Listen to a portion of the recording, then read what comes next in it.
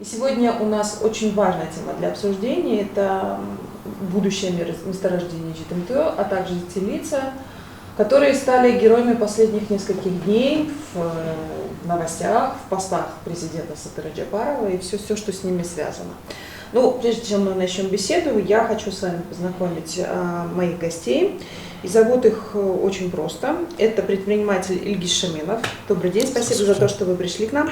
И Ахматов Данияр, бывший директор агентства по продвижению и защите инвестиций. Я напомню, что они выступают против разработки месторождения GTMTO. И для начала у меня первый вопрос к Ильгизу. Как вы чувствуете себя после того, что произошло на предыдущей неделе? Я напомню, что в торговом центре Азия Молл в машине Ильгиза Шаменова было обнаружено взрывное устройство. Добрый день. Я чувствую себя очень хорошо. У меня со здоровьем все отлично, нет никаких проблем. Моральное состояние каково? Отлично. Отлично. Вы стали известны именно широкой общественности не только по своей бизнес-деятельности, но и с тем, что вы выступаете против разработки месторождения, которое находится между Нарынской и Сокульской областью. Большое месторождение железной руды, огромные перспективы, как описывает геологоразведка, наше правительство, занимающееся недрами, говорит о том, что там просто огромные запасы. Почему для вас важно заниматься этой темой? Вы знаете, я так скажу. Во-первых, я родился в Нарыне, в Нарынском районе, в село Дубюлю. Это где находится месторождение GTMTO. Я там вырос. В детстве мы там играли, я все знаю, что там. Там приблизительно 5,5 миллиарда тонн железной руды есть. Если по $140, если мы будем продавать, это только железная руда около 1 миллиарда, то есть триллиона долларов получается. Если мы сами будем разрабатывать, это, конечно, 3-4 раза больше, это 3-4 триллионов долларов получается. Почему мы против? Мы не хотим, чтобы как Комтур, чтобы стало. То есть вы против привлечения иностранных инвесторов? Конечно, я против и иностранцев, чтобы они копали этого месторождения. И против того, чтобы Кыргызстан самостоятельно вы знаете, это же абсурд. Это же абсурд. Кыргызстан как это может разрабатывать GTMTO? Данияр, вы как специалист, вы бывший руководитель агентства по привлечению инвестиций, вы знаете ситуацию немножечко глубже, особенно в плане инвесторов. Как вы считаете, кому лучше разрабатывать месторождения в Кыргызстане, в частности, GTMTO, иностранным компаниям, у которых есть ресурсы человеческие, финансовые, и другие возможности, либо Кыргызстану самостоятельно? И стоит ли этим заниматься вообще? Во-первых, я бы сказал, что гипотетический инвестор, который хочет разрабатывать GTMTO, в условиях, когда постоянно политический кризис, нестабильность, и когда население местное против, то что они хотят? Они хотят гарантий. Естественно. То есть они хотят гарантий вложенных инвестиций. И железных гарантий. Это, во-первых, скорее всего, будет гарантия в виде эксклюзивных прав, чтобы кроме них никто не разрабатывал данное месторождение. А если учитывать тот факт, что такие крупные компании, как Fortescue Metals, Anglo American, эти компании, у них тоже есть большие проблемы, ошибки, и бывает такое, что были катастрофы экологические, и были оползни, и прорыв хвостохранилищ, были пострадавшие по всему миру, даже доходили жертвы до 270 человек. То есть в этом никто не застрахован. Начну с этого. И гипотетически, то есть я не говорю, что это факт, если инвестор хочет сюда инвестировать, то ему надо такие эксклюзивные права. А если инвестор окажется недобросовестным, то, естественно, получив такие эксклюзивные права, он может поставить данное месторождение на товарно-сырьевую биржу в Англии и раздробить лицензию. То есть отдав это, не вложив ни копейки, продав другим сторонним организациям. То есть в том числе как бы указав в соглашении, что это будет как бы арбитражный суд, в случае чего будет в Лондоне. Совсем недавно также произошел митинг непосредственно рядом с месторождением. Я так понимаю, вы там были, да? Участвовали? Нет, я Вас там не было. Да. Почему люди выступают против разработки местной? Знаете, вы там, как местные должны объяснить это. Знаете, там вот это месторождение называется Черпыхты. Это маленькие горы, получается, это, можно сказать так, ворота Жетимто. То есть, если мы дадим возможность, чтобы они разрабатывали Черпыхты, дальше уже будут они копать уже месторождение, можно сказать так, Жетимто. Это рядом находится Жетимто, это Черпыхты, там питьевая вода, там село Айлюкмету, там жители используют эту воду. Если, конечно, будут разрабатывать этот Черпыхты, там уже воды не будет. То есть там протекает река, источник? Да, протекает река, источник, прямо оттуда, где месторождение. Вот люди выступают против из-за этого.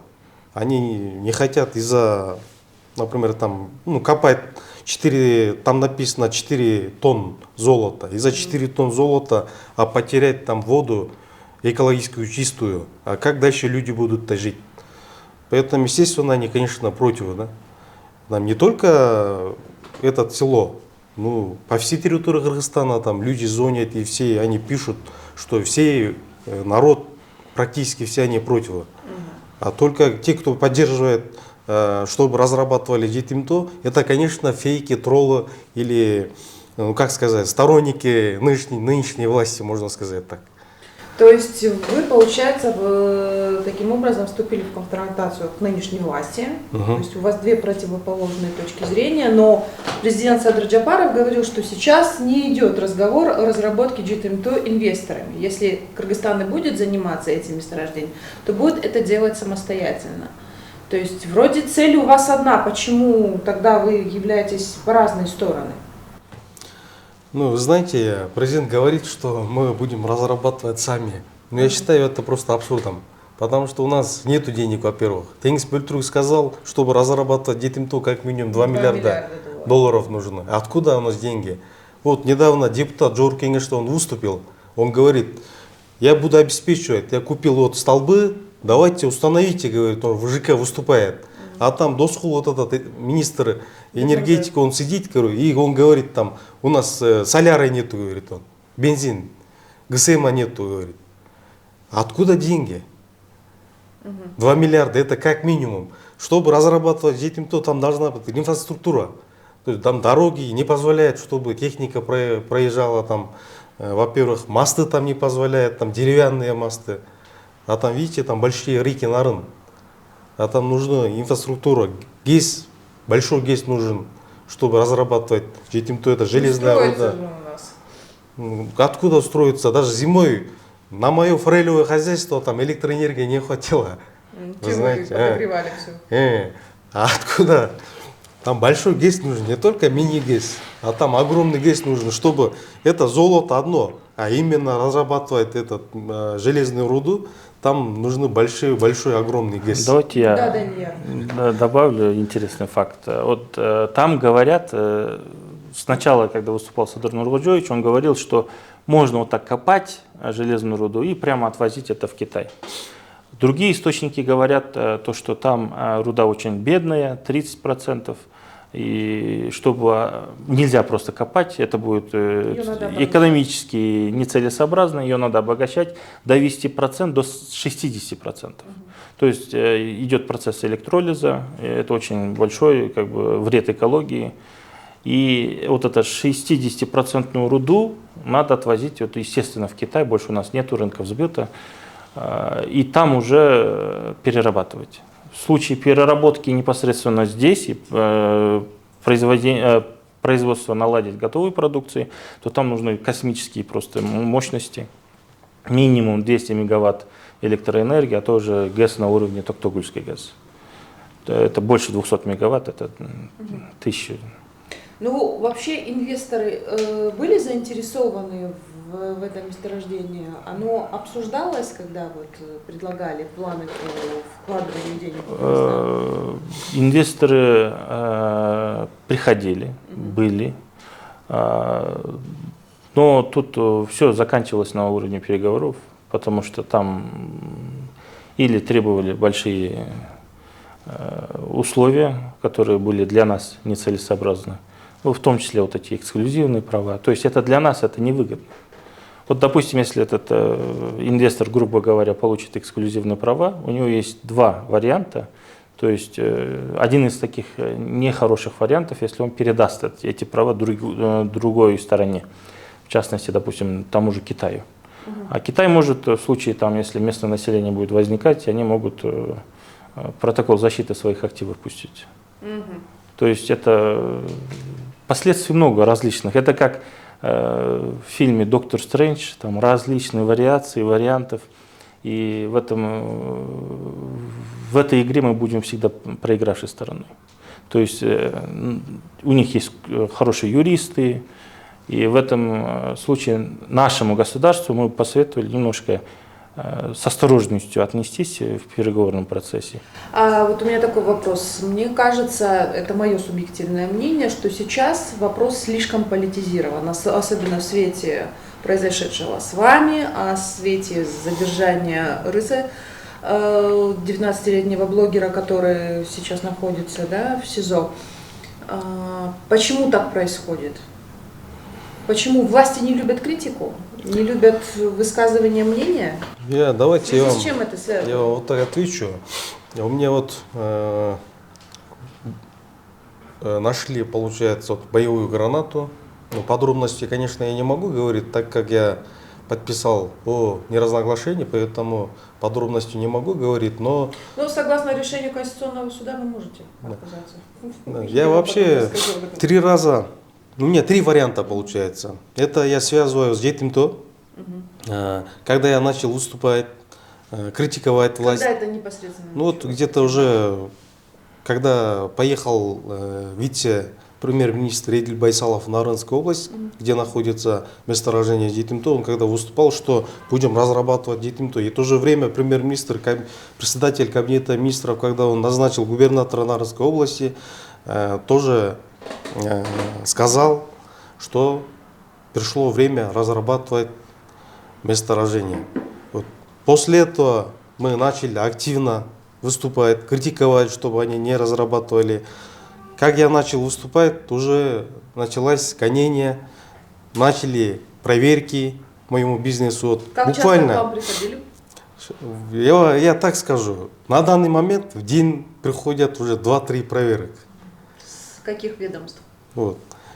Экоинспекция, земельники, вот это Министерство сельского хозяйства, рыбный департамент, еще экоинспекция, вот, еще ветеринарная инспекция получается, вот, экологи. В общем, все те, кто могут проверять нас, они приходят, проверяют. Я буквально вот вчера мне пришлось закрыть одного филиала. Тяньшань Фореля. Я руководитель Тяньшань Форель, я осознавал этого. То есть в 2018 году я создал ОСО Тяньшань Форель. На данный момент один из крупнейших мы производителей форели и на данный момент экспортируем в Россию, в ЕС. Мне пришлось вчера буквально закрыть одного филиала, так как каждый день приходят проверки, не дают работать. Они показывают вот документы, то есть разрешение от Министерства экономики Кыргызской Республики. Типа они проверяют по заявлению какого-то одного человека. Проверяли, видите. Мешают или мешают? Они просто тупо не дают работать. Специально дали команду, чтобы они нашли. Даже вот у меня есть знакомые именно в Памфиловском районе, других в регионах, других ведомствах. Они по-свойски мне звонят. Ильгиз говорит, ты нам не обижайся, говорит. Уже сверху давят, чтобы мы тебе что-то нашли. Ага. Еще какая у вас версия есть? А вторая версия, я связываю это в 2020 году, в октябре месяце у меня кафе зона отдыха Тянь-Шань-Форель, у меня тоже в Панфиловском районе зона отдыха, там был поджог. То есть вечером люди пришли, 3-4 ребята, и там был охранник, бензин облили в кафе и прям сожгли. Было возбуждено уголовное дело, но до сих пор не раскрыто. Вот видите, я связываю тоже с этим вариантом, может это черный мир. Третий вариант, у меня может третьи силы, которые хотят провоцировать, например, ну не знаю, там вот у меня вот такие три версии получается. Как я стал активно выступать, критиковать власть, чтобы они не разрабатывали жетимто, вот каждый день уже начали проверки, то есть буквально уже кошмарят, давят, можно сказать так. Я вчера вот обращение написал. В других странах, например, вот далеко не пойдем, Узбекистан. Кто выращивает или кто экспортирует именно отечественные, кто занимается, то есть экспорт-ориентированное производство, государство поддерживает, даже деньги дают за то, что они занимаются и поднимают, то есть производство отечественное. А у нас вот единственное, которым мы занимаемся и хвалим, что мы занимаемся экспортом вот форели, это очень, как сказать, очень обидно, можно сказать так. Мы начинаем с икры, выращиваем дотоварной рыбы и из чистой труды отправляем в экспорт в Россию. А что они делают? Вместо того поддерживают, они тупо приезжают и штрафы выписывают, там 1,5 миллиона, 3 миллиона, там вот буквально 172 тысячи, вот буквально после вчера мне насчитали, получается. То есть вы связываете все-таки с политической точки зрения? Ну это однозначно, однозначно. У нас от читателей, какие у вас связи с бывшим президентом Кыргызстана Сооронбаем Жээнбековым? Брали ли вы кредиты у него? И вот такая вот связь, то есть это обсуждалось? Ну как сказать, у меня бывшим президентом Сооронбаем Жээнбековым у меня нету никакие связи. Мы когда обращались, чтобы государство помогло на развитие рыбного хозяйства, он приезжал на наше хозяйство, так как наше хозяйство является одним из больших хозяйств по территории Кыргызстана. Вот, он приезжал, обещал помочь. Я хотел вообще, чтобы, ну, я так скажу, от государства ничего не получил. У меня вопрос к Данияру. Вы 3 месяца руководили агентством по привлечению инвестиций. Вообще инвесторы заинтересованы в Кыргызстане как таковом? То есть что мы можем предложить? То есть мы говорим о наших перспективах, о наших возможностях. У нас есть классные месторождения, которые сейчас все лицензии у государства. У нас есть прекрасный туризм, который мы можем развивать, экопроизводство. Чем интересуются вообще инвесторы? Давайте рассмотрим статистику, куда инвесторы вкладываются. Давайте. Ну, естественно, там больше 70% это горнорудка, месторождение. И потом уже идут все остальное. Надо посмотреть на нашу ситуацию в стране с учетом, что мы можем предложить. Первое, у нас нет электрических мощностей. То есть мы не можем подключить даже заводы. У нас не хватает электричества. Первое. Второе, то, что мы находимся в экономической блокаде. Если вы посмотрите, вот, на границе вот, фуры стоят очередями в километровые. Да. То есть, если у нас вообще неблагоприятные условия для инвестиций, к сожалению. Если вы, допустим, вы инвестор, вы хотите что-то производить у нас, и вы хотите, чтобы ваша продукция стояла в километровой очереди, а если это скоропортящий продукт, в любом случае идут такие таможенные барьеры со стороны соседей. что очень плохо сказывается на нашей экономике. То есть этот вопрос надо решать жестко. То есть вопрос все равно перетекает в политическую плоскость об инвестициях. Ну, получается Ну, так. естественно. И если вот, допустим, взять любое рейтинговое агентство инвестиционное, вы должны понимать, что там есть очень много пунктов, и все ведомства сообща должны действовать. Во-первых, это получение разрешений, кредиты, подключение электрическим мощностям и так далее. То есть всего этого у нас нет. Если взять кредиты, то у нас доступ к кредитам очень сложный, и тем более проценты, ну, вы в развитом мире вы видели, чтобы 20% стоимость капитала. Наши банки работают как ломбарды, а вот этот инвестиционные фонды, как РКФР, вот Российско-Кыргызский фонд, они как банки работают. Вы знаете, вот этот фонды, например, должны без залога, без ничего, они должны давать кредиты, они должны изучать бизнес-проект, если там все четко, они должны дать на долгий срок кредиты.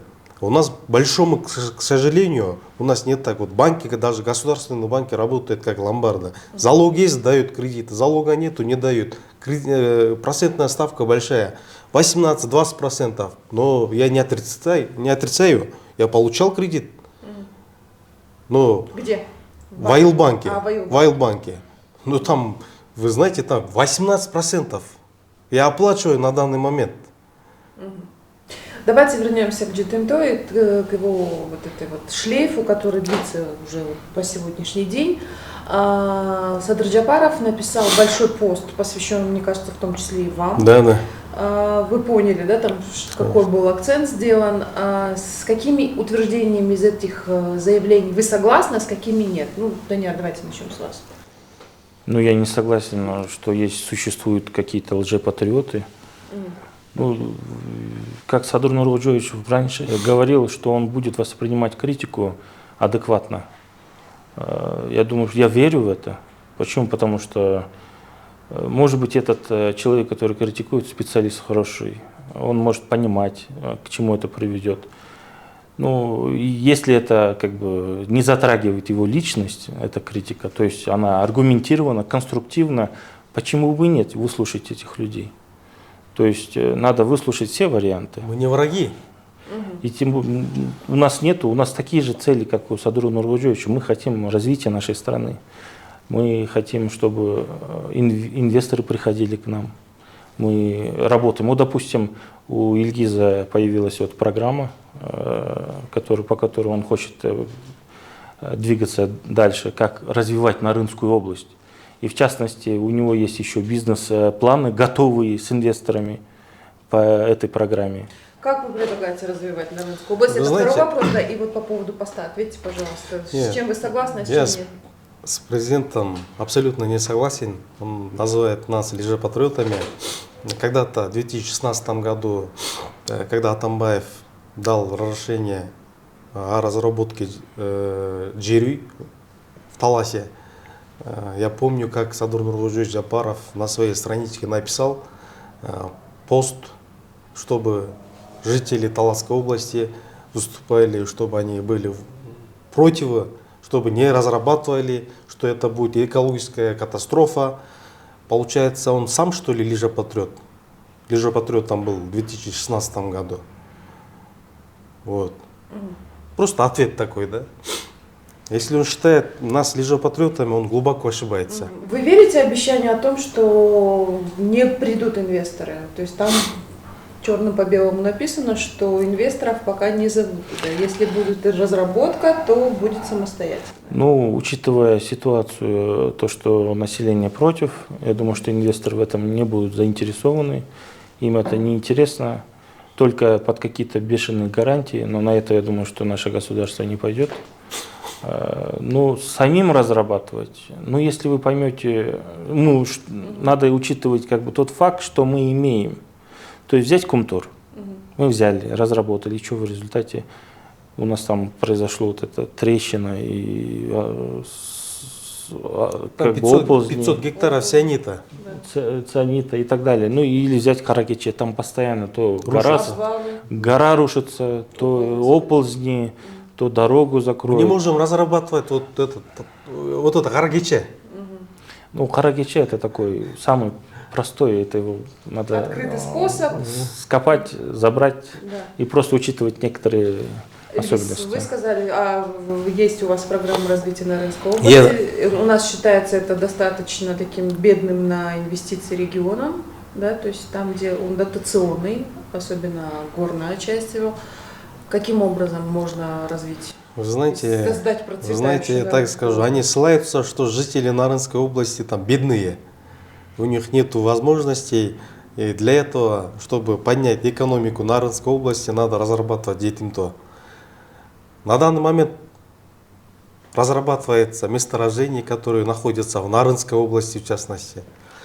Некоторые фейки или троллы, или сторонники нынешней власти тоже ссылаются на это, что люди там в Нарыне живут очень бедно, надо разрабатывать детимто. Я абсолютно не согласен. Я, так как оттуда вырос в Нарынском области, Нарынском районе, поэтому я так откровенно скажу, на каждом доме есть одна машина. Это как минимум. Есть скоты. Люди живут отлично. Если государство бедное, это не означает, что люди тоже бедные. Ну а как развивать? Вот я вам скажу. Честно, инфраструктура Нарынской области хромает. Чтобы развивать экономику Нарынской области, не обязательно разрабатывать детимто. То есть у меня есть конкретные программы, которые я написал в протяжении полугода. Это первое 5 вариантов. Первое это ремесло, кожаный город, туризм, это зимний, летний туризм. Третье это энергетика, рыбоводство, например. Вот форелевое хозяйство у нас выращивается в проточных водах. А в Нарыне на каждом селе есть проточная вода. То есть в Китае не хватает экологически чистой продукции.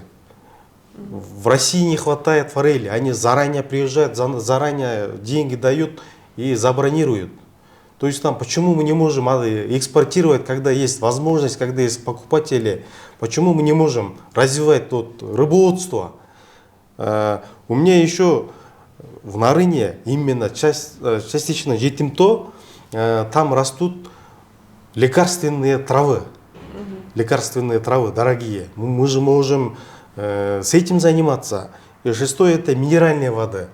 То есть, это отдельный вид такой экономики, которая считается полезной для всех. Да. Бутилированием заниматься. У меня такой вопрос. Давайте вернемся к вашему коллеге, не знаю, соратнику, да, Раздик Шиналиев, который сейчас находится в СИЗО ГКНБ. На ваш взгляд, почему его все-таки задержали? Действительно ли за дело? И можно было ли этот вопрос решить по-другому? Вы знаете, я так скажу, да? Он последние дни, как вам известно, он опубликовал мои выступления, или, можно сказать так, мои посты. Он поделился со своей странички, политузник. Лично, я думаю, Рыса Жикшаналиева закрыли в тюрьму, чтобы взять показания на меня. Он их даст? Ну, мы, так скажу, да, мы ничего не планировали. Вы знаете, там статью такую там нарисовали следователи, массовые беспорядки, что ли, там, что он хочет организовать. Ну, типа такое. Я не могу по пунктам сказать, но это очень тяжелая статья, массовые беспорядки, там, призыв и то другое. Но это же абсурд, где он там выступал? Он единственно опубликовал видео Абдиля Сегизбаева. Ну, видео, этот вот видео... Давайте, такая небольшая ремарка, при чем там Абдиль Сегизбаев вообще? Ну, выступление старое. Из-за этого же его закрыли. Слайс, Абдиля Сегизбаева позвали, его спросили, вы дали там разрешение, чтобы он опубликовал видео? Абдиль Сегизбаев, он сказал, что я этого молодого человека я знать не знаю, первый раз вижу. А его закрыли, что он провоцирует. Без разрешения Абдиля Сегизбаева опубликовал видео. Это же абсурд. Это же везде есть этот видео. В Ютубе там можно найти везде. Вы знаете, я так скажу, и мой адвокат тоже сказал. Ирыса Джекшаналиева закрыли, чтобы на меня взять показания. Вы ожидаете, что вас могут задержать? Вы знаете, я так скажу, я чистый. Чистый, я уверен, да, на себя. Если у меня были бы какие-то причины, они давно бы закрыли. Они не могут на меня ничего найти. На меня искали, целый ГКМ работала, все госорганы работали, на меня ничего не нашли. Я чистый, со своим трудом я достиг. У меня тогда вопрос вот еще к Данияру. Вот уже получается несколько месяцев вот идет вот этот разговор. По сути, получается, ничего вы пока не добились, кроме задержания и вот громкого скандала. Есть ли смысл продолжать выступать против? Нужно ли так делать? Рано или поздно справедливость восторжествует. Вот это надо запомнить надо. Мы видели Акаева, мы увидели Бакиева, мы видели Атамбая, мы видели Розу Атамбаева, мы видели этого последнего Сооронбая Джеймбекова. Справедливость рано или поздно восторжествует. Те, кто хочет сейчас нападать на нас, рано или поздно они будут отвечать перед законом. Я ни от кого не боюсь. Если они меня даже закроют, я с радостью буду сидеть, проблем нету. Но люди, наш народ, они все видят, они не слепые. Будораживать, обманывать весь народ так не получится. Вы сказали, целесообразно ли продолжать это движение против? Ну, получается, смотрите, давайте рассмотрим Жетимто. Я всегда стараюсь апеллировать фактами. И Жетимто — это крупнейшее месторождение В мире. В мире, второе место занимает. И это получается так, в Купе это наша земля. То есть я не говорю, что я из Нарына, я из Джалалабада, но я душой и сердцем болею за нашу землю. В частности, вот Жетимто тоже. И таких людей, как я, много. И мы не хотим, чтобы вот пришло к каким-то негативным последствиям, которые мы уже сейчас видим в виде Каракеча. Каракеча и Хумтор — это более меньшие масштабы, а Жетимто — это уже глобально, это больший масштаб. Из-за этого, когда я был директором агентства, и сейчас у меня позиция одна. То есть надо, прежде чем разрабатывать данное месторождение, надо уже все за и против положить на весы. И в частности, на данном этапе мы не готовы, к сожалению. То есть, как уже Ильгиз говорил, у нас нет 200 мегаватт электроэнергии, у нас нет инфраструктуры. И к тому же, к чему это приведет? Вот, допустим, во времена Бакиева приходили инвесторы из Китая и под видом геолого-разведочных работ взрывали на границе. Ну, типа никто не слышит? Ну, слышали, потом слышали. Сейчас я объясню. И потом люди не понимали, вот они заплатили на геологоразведку там, до $1 миллиона, по-моему, и потом ушли. Там год-два взрывали, геологоразведку делали на границе с Китаем. И никто не понимал, что происходит вообще. Зачем они пришли, зачем они взрывали. И тогда один из этих китайцев проговорился, будучи пьяным. И сказали, что все насекомые, флора, фауна от взрывов, они убегают. И убегают в сторону Китая. И как только вот через перевал вот эта вся живность перешла в сторону Китая, они все закрыли, короче. Зачем вам это надо было? Вы слушайте, я договорю до конца. Вот охотники подтвердят мои слова, что живность в Китае просто богатая. Из-за того, что вот эта цепочка экологическая, там насекомые, там крупный рогатый скот, там оралы, там архары и так далее и тому подобное, они убежали в этом направлении. То есть флора и фауна в случае проведения геологоразведочных работ бежит от этих взрывных работ подальше, где безопаснее. Вот эти звуки, взрывы, это все вредит нашей экологии. Следовательно, если это все вредит нашей экологии, у нас не будет лесов, семена должны кто-то распространять, это флора, фауна. И все это вредит нашей экологии. В целом. Это вся цепочка фауна. Наша наука еще не подошла к этому о вреде в случае разработки GTM2. То есть мы уже все начали уже разрабатывать, но на самом деле мы не знаем, к чему это приведет. Вот, допустим, в лесу в Штатах 10 волков сделали так, что начали мигрировать вот этот крупнорогатый скот, дикий, и леса начали развиваться. То есть даже волки в этой цепочке имеют какое-то значение. Всегда лесом традиционно. Да, и наша наука, мы не знаем, к чему это приведет. То есть я как патриот, я должен понимать и вижу это, что мы не готовы разрабатывать данное месторождение, потому что вот те же взрывные работы приведут к таким плохим последствиям. И мы останемся с тем, что у нас будет просто экологическая катастрофа очередная. И в больших масштабах. Я поняла вас.